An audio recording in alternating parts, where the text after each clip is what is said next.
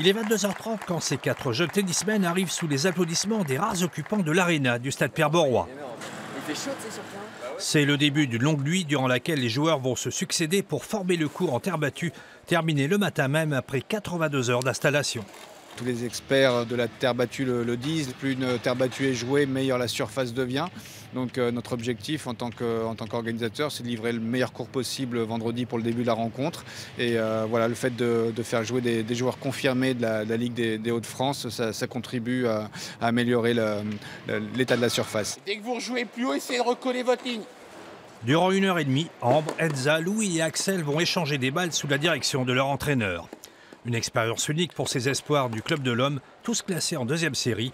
Un privilège pour eux de jouer après les Pouilles, Tsonga et autres Silic. Ça fait plaisir, c'est unique. Moi je suis content d'être ici. En plus on est sur un bon terrain et tout, c'est parfait pour jouer. À la fin de la séance, nos jeunes experts peuvent juger l'état du terrain. Il n'y a pas de fort bon quasiment. La terre glisse hyper bien, pas trop ni trop peu, c'est parfait.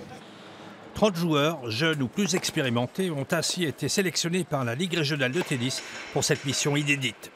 Ces joueurs vont ainsi se relayer durant 2 nuits pour aplanir ce terrain réalisé avec 150 tonnes de calcaire.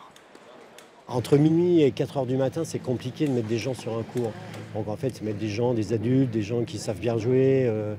Bon après, entre 10h et minuit, c'est plus simple de mettre des plus jeunes. Ben, on a mis nos jeunes, les jeunes qu'on a formés. À minuit, d'autres jeunes prennent la relève.